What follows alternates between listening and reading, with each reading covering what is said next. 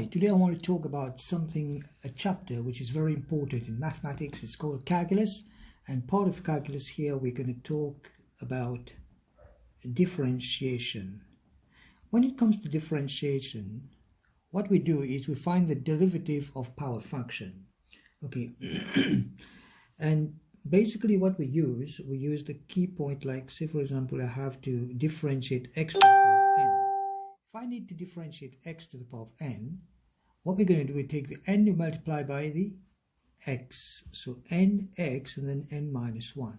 So this is what we are going to use throughout differentiation for power functions. So that's very important.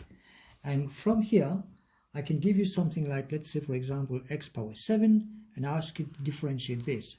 So if you have to differentiate this, it becomes then, so let's say d dx x power 7, that comes 7 times x is 7x, and then you have 7 minus 1, you get 7x to the power of 6.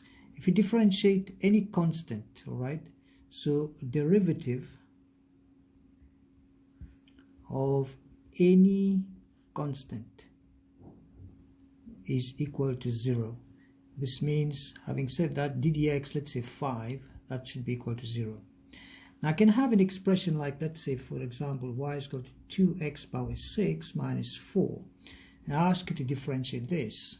So basically you have dy by dx is equal to 6 times 2 to the power of 6, x to the power of 6 minus 1, then minus 0, because you differentiate the constant you get 0. So that means you have 12x power 5. Okay, looking at another function, you can have y is equal to, say for instance 1 over x squared. How are you going to differentiate something like this? So what you do is you use the law of indices. You can say x to the power of minus 2.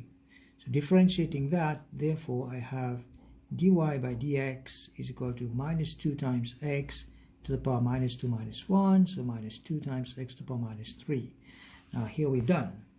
And so this is basic differentiation. Now I can give you an expression like, say for instance differentiate,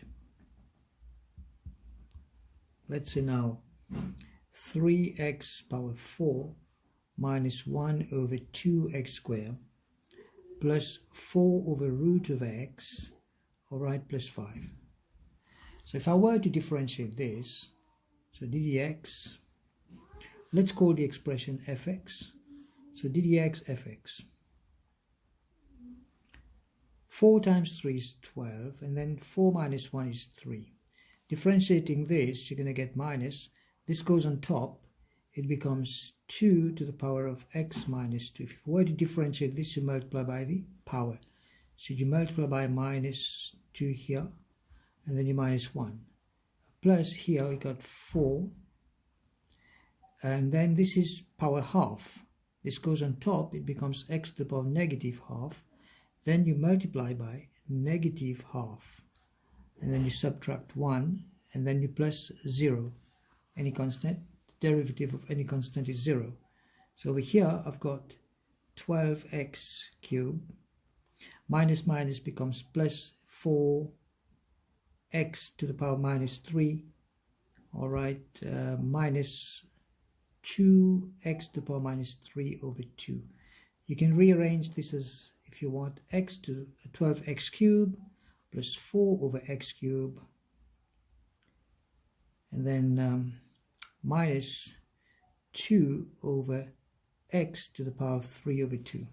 Now this is what you get if you differentiate something like that. Okay, so basically that should be fine. You can carry on rearranging this as okay, for instance, what did we say here was, oh, this was half, sorry, this was half. So I should have put a half here, and then half times this is going to be 1. So this should have been 1, should have been 1. Okay, sorry for that.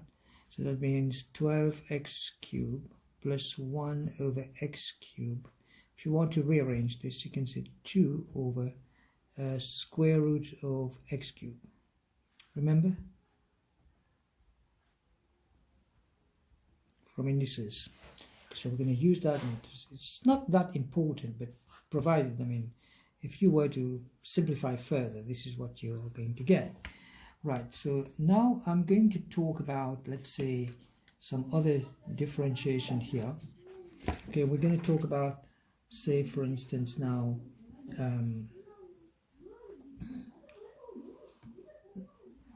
if you have a curve, let's say, for instance, you've got a curve y is equal to x squared minus 6x plus 5.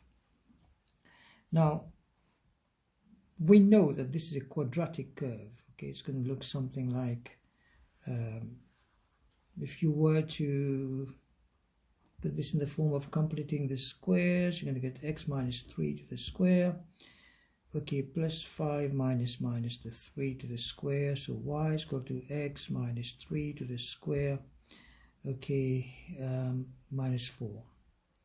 So we have y is equal to minus 4. The minimum point on this curve is 3 and then minus 4. So that's where the curve starts. Let's say 3 is somewhere here. Let's say minus 4 is somewhere here. So your curve's going to start here. It's going to go all the way up here. All right, and another way up here. So that's just a rough sketch.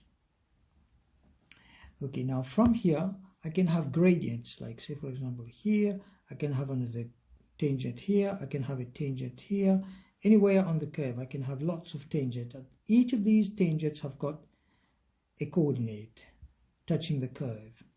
If I tell you to find the gradient of the curve y is equal to x squared minus 6x plus 5 at the point where, let's say, for instance, x is equal to let's say 1. Okay, so how are we going to do this? First thing you do, you differentiate the curve. So the answer to that is this. So you see dy by dx is equal to 2 times x is 2x, 2 minus 1 is 1, minus 6x. So if minus 6, if you differentiate, you're going to get x power 0 here, which is 1, and then 1 times 6 is 6, 6 times 1 is 6. There we go. So now this is what we call the gradient of the curve. So we want the gradient of the curve at x is equal to 1. So therefore, dy by dx is equal to 2 times x, x is 1, minus 6. So that's minus 4. Therefore, the answer is the gradient of the curve at that point where x is equal to 1 is going to be equal to minus 4. And here we are. That's how we're going to use it for differentiating and finding gradient of the curve at any given point. Okay, let me just get it straight here. Let's put this back here. Let's talk about stationary point.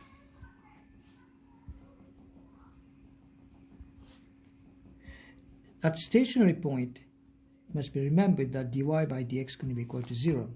Because at stationary point, what happens is that, let's say you have a curve something, like a curve something like this. Let's say June. Okay. Sorry about that. Now, you can have a gradient, a tangent here at that point. You can have another tangent here at that point, another one here at that point, another one here at that point. All these tangents are parallel to the x-axis. So this is the y-axis. So this is where the gradient dy by dx is equal to 0, dy by dx is equal to 0, dy by dx is equal to 0, and so on. So that's what we understand by stationary point, okay, or points if you want. So I can say to you, find the gradient of the curve y is equal to, let's say, 3x squared minus 6x plus 7, okay, at, let's say, the point 1, 2 to start with, okay? That's nothing to do with the stationary point at the moment. All right, so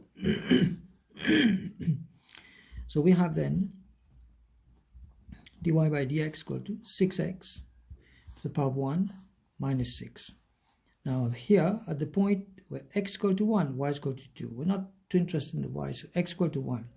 So at x is equal to 1, we're going to get 6 times 1 minus 6, which turns out to be 0. Wow. This is basically dy by dx is equal to 0. Therefore, at x is equal to 1, we have a stationary point. All right, so we're going to end this video now. Take care.